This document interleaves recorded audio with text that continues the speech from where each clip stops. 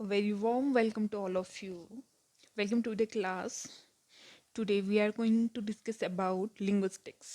Firstly हम बात करेंगे कि linguistics होता क्या है. आज की हमारी जो क्लास है वो आज की क्लास भी जो है हमारी लैंग्वेज लर्निंग से रिलेटेड ही रहेगी. तो पहले हम बात कर लेते हैं कि व्हाट इज़ लिंग्विस्टिक्स. लिंग्विस्टिक है क्या. जो लिंग्विस्टिक्स है वो जो है एक तरफ से देखा जाए तो साइंटिफिक स्टडी ऑफ लैंग्वेज जो है इसे कहा जाता है, या फिर यूं कहें कि भाषा का वैज्ञानिक अध्ययन ही लिंग्विस्टिक्स है. तो जहाँ पे स्टेटमेंट से ही क्लियर हो रहा है कि the scientific study of language, तो लिंग्विस्टिक का मतलब है कि जो लैंग्वेज लर्निंग होगी वहाँ पे कहीं ना कहीं डायरेक्ट या इनडायरेक्ट फॉर्म में साइंस का जो है कुछ ना कुछ रोल रहेगा. साइंस प्लस साइकोलॉजी, मनोविज्ञान और विज्ञान दोनों के योगदान से लैंग्वेज लर्निंग जो है की जा सकती है. तो आज जो हम पढ़ने जा रहे हैं वो आज का हमारा टॉपिक रहेगा linguistics principles, principal of language learning, भाषाई सिद्धांत, भाषा अधिगम के सिद्धांत. आज के हमारे टॉपिक को चाहे हम लिंग्विस्टिक प्रिंसिपल्स कहें, चाहे प्रिंसिपल ऑफ लैंग्वेज लर्निंग कहें, चाहे भाषा अधिगम के सिद्धांत कहें, तो आज हम बात करेंगे कि लैंग्वेज लर्निंग करते समय या लैंग्वेज लर्निंग करवाते समय काम को सक्सेसफुली प्रोसीड करवाने के क्या क्या प्रिंसिपल्स हैं या कौन कौन से प्रिंसिपल्स हैं जिनको ध्यान में रखकर जो है इनका क्रियान्वयन जो है किया जाना चाहिए. प्रिंसिपल्स मीन्स प्रिंसिपल किसी काम को करने के जो रूल एंड रेगुलेशंस होते हैं या फिर जो लिमिटेशंस होती हैं या फिर जिस दायरे में रहकर वो काम करना है, जिन चीज़ों को फॉलो करते हुए जिन ऑब्जेक्टिव्स को सामने रख कर काम करना है, वो होते हैं हमारे प्रिंसिपल्स. तो वैसे ही जो हमने लिंग्विस्टिक्स का मतलब पढ़ा था कि the scientific study of language, तो यहाँ पे लैंग्वेज लर्निंग करते समय जो प्रिंसिपल्स होंगे वो थोड़े से साइंटिफिक्स भी होंगे और प्लस जो है वो ऑल्सो आपके साइकोलॉजिकल भी होंगे. तो आइए बात करते हैं पहले मीनिंग ऑफ प्रिंसिपल पे. प्रिंसिपल जो वर्ड है, टर्म है, इस टर्म का मतलब है a basic general law, rule और आइडिया, कि ये जो है बुनियादी जो है सामान्य जो है सिद्धांत, नियम या थॉट भी इसे जो है कहा जा सकता है. या फिर a principle is a proposition for value that is a guide for behaviour और इवेल्युएशन. प्रिंसिपल जो है किसी के व्यवहार को आंकने, मूल्यांकन करने या किसी के व्यवहार का मार्गदर्शक या मार्गदर्शन करने में भी जो है मदद करता है. तो मार्गदर्शन यहाँ पे क्या कर रहा है, लैंग्वेज लर्निंग में जो प्रिंसिपल्स हम पढ़ेंगे आगे, वो प्रिंसिपल्स कैसे लैंग्वेज लर्निंग करनी है, कैसे लैंग्वेज लर्निंग करवानी है, इस केस में जो है मार्गदर्शक का काम करता है. या कैसी लर्निंग रही, काम प्रोसेस जो है कैसा रहा ड्यूरिंग जब लैंग्वेज लर्निंग चल रही थी एक लर्नर की, उसे इवेलुएट करने का एक मेथड या एक टेक्निक भी जो है हम प्रिंसिपल्स को कह सकते हैं या मान सकते हैं. आई होप कि आपको प्रिंसिपल्स के कॉन्सेप्ट और लिंग्विस्टिक कॉन्सेप्ट जो है एक बेसिक सा कॉन्सेप्ट जो है क्लियर हो गया होगा. तो चलिए स्टार्ट करते हैं अपने टॉपिक को, जो कि है linguistic principles, principles of language learning. इसे शुरू करते हैं. पहला जो प्रिंसिपल है वो प्रिंसिपल ऑफ इमिटेशन. एक लर्नर जो है लैंग्वेज लर्निंग करते समय इमिटेट करके जो है सबसे पहले लैंग्वेज लर्निंग शुरू करता है. लैंग्वेज लर्निंग के केस में मोस्टली हम बार बार बात करते हैं एक न्यू बॉर्न बेबी का, क्योंकि बच्चा जो है वो कंसेप्शन पीरियड से ही उसकी language learning, sorry conception period से ही उसकी ग्रोथ एंड डेवलपमेंट जो है हो रही होती है. आफ्टर बर्थ जो है उसकी लैंग्वेज लर्निंग जो है उसके बोलने से पहले ही या फिर उसके चलने से पहले ही या अपने पाँव को चलने में कैपेबल बनाने से पहले ही उसकी लैंग्वेज लर्निंग जो है फैमिली कॉन्टेक्ट में आने के कारण जो है शुरू हो चुकी होती है. तो बच्चा जब प्रॉपर प्रोनाउंसिएशन नहीं कर पाता है तो उस समय बच्चा जो है इमिटेशन, अनुकरण के द्वारा ही जो है लैंग्वेज लर्निंग करता है. जैसे कि फॉर एग्जाम्पल एक छोटे बच्चे के सामने बार बार उसकी माँ खड़े होकर या सामने आकर उसे माँ, मम्मी या ममा कहने के लिए जो है मोटिवेट करती है, या फिर वैसे ही साउंड प्रोड्यूस, जैसे वो खुद साउंड प्रोड्यूस कर रही है, माँ मम्मी मम्मा, ऐसे ही साउंड प्रोड्यूस करने के लिए उसे मोटिवेट करती है या एनकरेज करती है। तो इस तरीके से बच्चा जो है इमिटेट करके, अनुकरण करके जो है लैंग्वेज लर्निंग करता है। Next, principle of oral work before written work. जो भी लेखन कार्य, जब लैंग्वेज लर्निंग हो रही है, बच्चा अब स्कूल जाने लगा है, अब बच्चा जो है स्कूल में लिखना शुरू करता है, लेकिन लिखने से पहले जो उसका ओरल वर्क है, उस ओरल वर्क को उसके लिखने के काम से जो है रिलेट किया जाना चाहिए, या उसके ओरल वर्क को जो है रिटन वर्क से पहले जो है, रिटन वर्क कराने से पहले जो है उस रिटन वर्क का ओरल प्रेजेंटेशन या डेमोन्स्ट्रेशन या ओरल प्रैक्टिस जो है बच्चे को करवाई जानी चाहिए। जैसे कि आप प्री नर्सरी स्कूल्स में देखते हैं कि बच्चों को अल्फ़ाबेट ABC लिखने से पहले उन्हें प्रोनंसिएट करना जो है सिखाया जाता है। ओरल प्रोनंसिएशन या उनका उच्चारण करना जो है उन्हें सिखाया जाता है, चार्ट्स एंड अल्फ़ाबेट्स वगैरह दिखाकर, जैसे A for Apple, B for ball, क कबूतर, ख खरगोश, इस तरीके से जो उन्हें रोट लर्निंग कहिए या फिर ओरल स्किल्स पे जो है उनकी प्रैक्टिस कराई जाती है। देन आफ्टर जो है उसे उन चीज़ों को राइट डाउन करना जो है सिखाया जाता है। Next principal, principle of harmony of speaking and writing. बोलने और लिखने में जो है प्रॉपर बैलेंस जो है होना चाहिए, कि बच्चा जो बोल रहा है, अगर एक बच्चा A फॉर एप्पल कह रहा है तो उसके माइंड में एप्पल की पिक्चर आनी चाहिए, और हाइट हैंड से जो है उसे APPLE यही अल्फ़ाबेट्स जो है राइट करने हैं। ऐसा ना हो कि माइंड में पियर की इमेजिनेशन हो रही है, माइंड में नाशपाती आ रहा है और हाथ से जो है बच्चा APPLE लिख रहा है। तो बोलने, लिखने और इमेजिनेशन, इन तीनों चीज़ों में जो है प्रॉपर बैलेंस जो है होना चाहिए। Principle of formation of new habits. बच्चा ड्यूरिंग लैंग्वेज लर्निंग जो भी नई चीज़ें सीख रहा है, उन नई चीज़ों को सीखने के लिए एक लर्नर का क्यूरियस होना जो है मोस्ट इम्पॉर्टेंट है।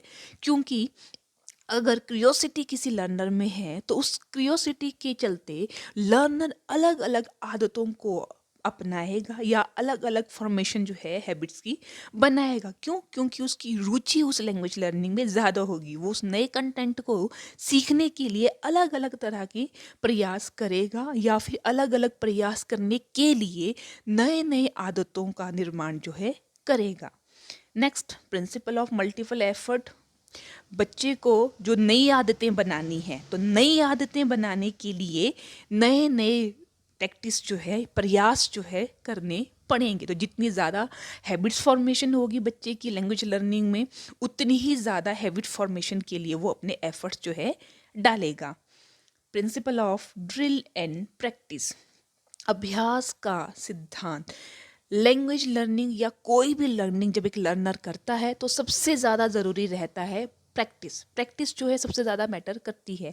अगर हम ड्राइविंग क्लास ज्वाइन करते हैं, अगर हम PC नॉलेज, कंप्यूटर साइंस की नॉलेज ले रहे हैं, तो इन चीज़ों के लिए ज़रूरी है कि हम उन्हें रोज़ाना जो है कंटिन्यूटी में जो है उसे प्रैक्टिस करते रहें। उन चीज़ों को हम अपनी रूटीन में लाएं या डेली उनको प्रैक्टिस करें, ताकि उस प्रैक्टिस से रिलेटेड जो नॉलेज एंड इन्फॉर्मेशन हमारे माइंड में आ रहा है वो लॉन्ग टर्म के लिए बना रहे, वो नॉलेज जो है अपना स्थायित्व बनाए रखे।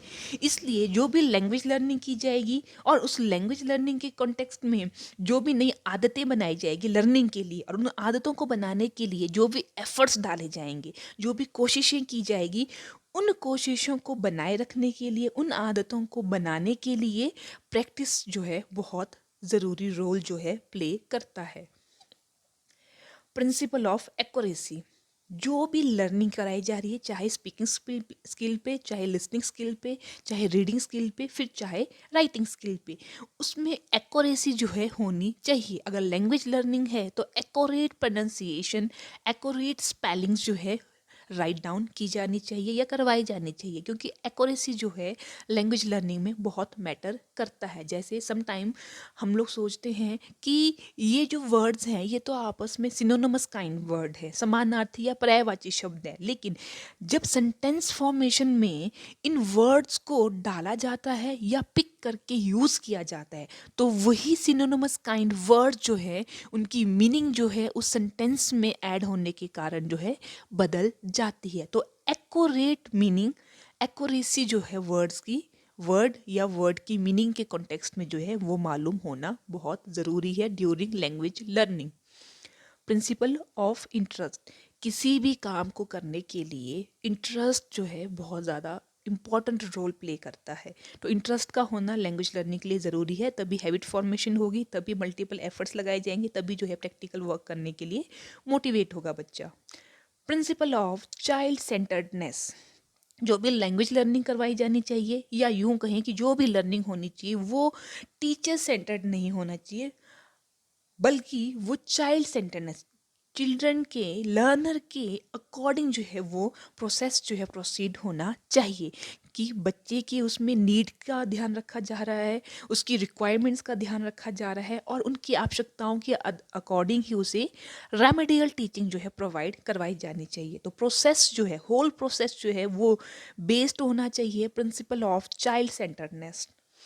प्रिंसिपल ऑफ इंडिविजुअल डिफरेंसेस, अब प्रिंसिपल ऑफ चाइल्ड सेंटरनेस करने के लिए तो एक ट्यूटर टीचर रेडी है, लेकिन हर एक बच्चे की अगर क्लास में 10-20 या 10 to 90 100 स्टूडेंट्स हैं तो बच्चों में इंडिविजुअल डिफरेंसेस भी जो है देखने को मिलती है।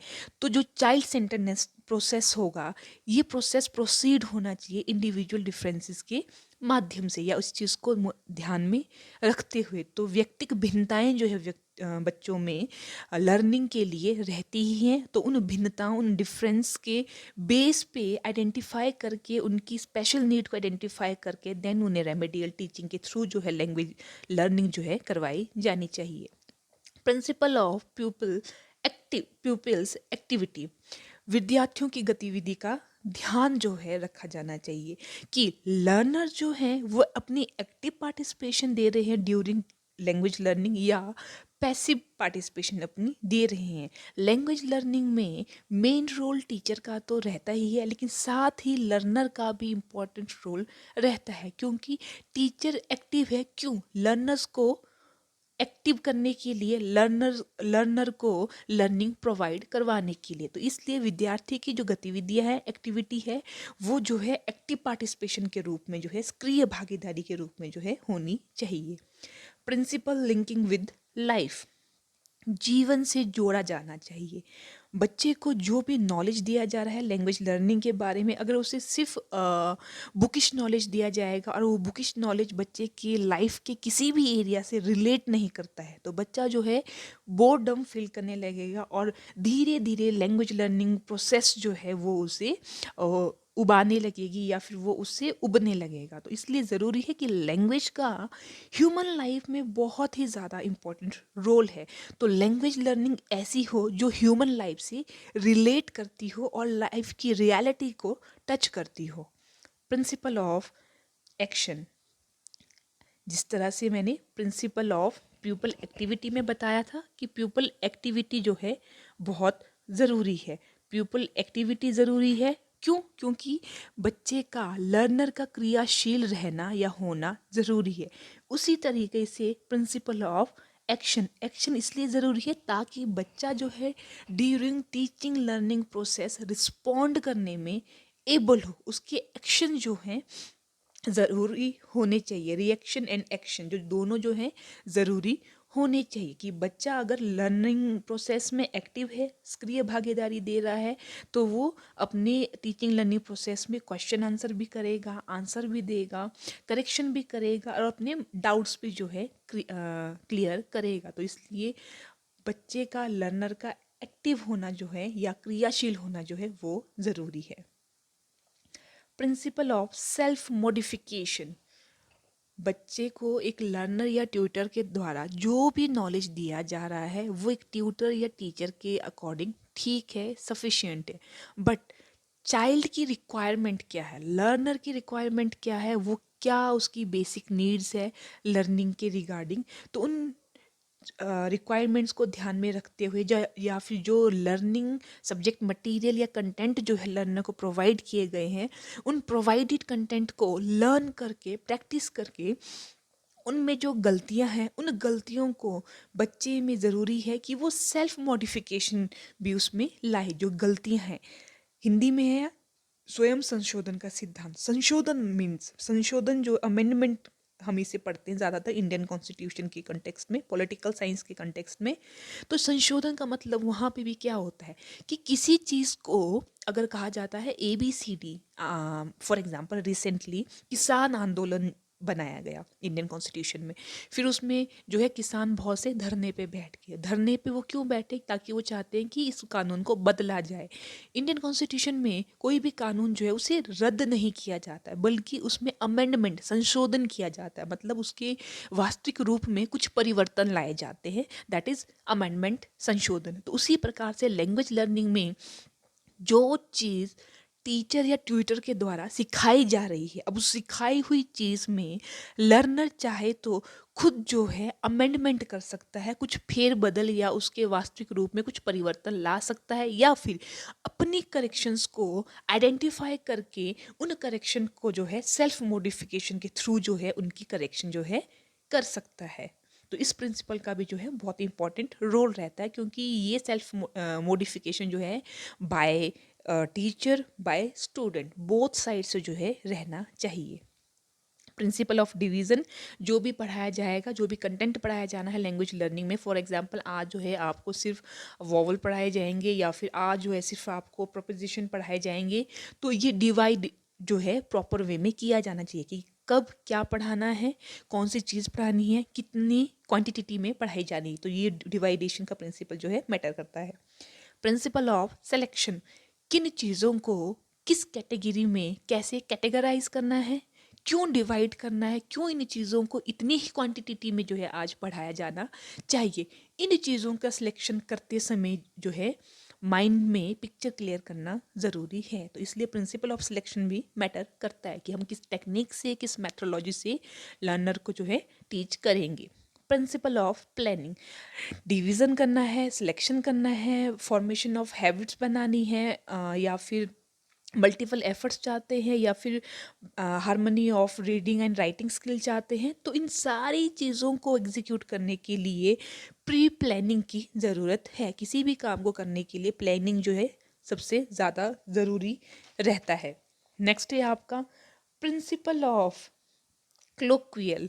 आपका जो प्रिंसिपल ऑफ क्लोक्वियल है, बोलचाल का सिद्धांत, कि जो भी आपने सीखा है हैबिट फॉर्मेशन के थ्रू या कैसे भी आपने सीखा है, अब वो आपकी बोलचाल में कैसे अपना रोल प्ले कर रहा है, कैसे वो क्लिक्वियल में आपको मदद कर रहा है। जो भी हम लैंग्वेज लर्निंग करते हैं, या फिर ऑलरेडी जो है एक बच्चे की स्कूल जाने से पहले जो लैंग्वेज लर्निंग रही है, उस लैंग्वेज लर्निंग को वो बोल चाल में कैसे यूज़ कर रहा है, क्या उसमें कोई गलतियां हैं, या फिर बिल्कुल एक्यूरेट जो है वो उसे यूज़ कर रहा है। अगर एक्यूरेट कर रहा है तो वेल एंड गुड है कि नेक्स्ट जो अपकमिंग लैंग्वेज लर्निंग होगी वो बेटर होगी। लेकिन अगर कुछ गलतियां हैं बोलचाल में, तो बोलचाल की उन गलतियों को जो है एक्यूरेट जो है कराया जाएगा। प्रिंसिपल ऑफ नेचुरलनेस, जो भी लैंग्वेज लर्निंग की जाएगी उसमें जो है नेचुरल एनवायरनमेंट या नेचुरलिटी जो है दिखनी चाहिए, कि बच्चा जो सीख रहा है वही उसके बिहेवियर में है, वही वो on the basis of usage जो है यूज़ कर रहा है।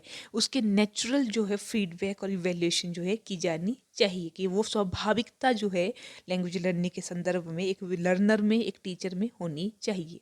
प्रिंसिपल ऑफ डेफिनेट ऑब्जेक्टिव्स, किसी भी काम को करने से पहले ही वो काम क्यों किया जा रहा है या क्यों करवाया जा रहा है, ये एम्स एंड ऑब्जेक्टिव्स जो है पहले से ही निर्धारित होते हैं, कंटेंट बेस्ड होते हैं।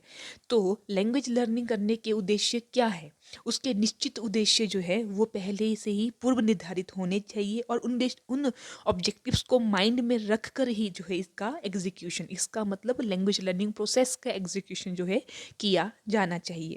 Principle of democratic behaviour, language learning process हो या कोई भी टीचिंग लर्निंग प्रोसेस हो, हर प्रोसेस में एक डेमोक्रेटिक बिहेवियर का होना या डेमोक्रेटिक एनवायरनमेंट का होना बहुत ही ज़रूरी है।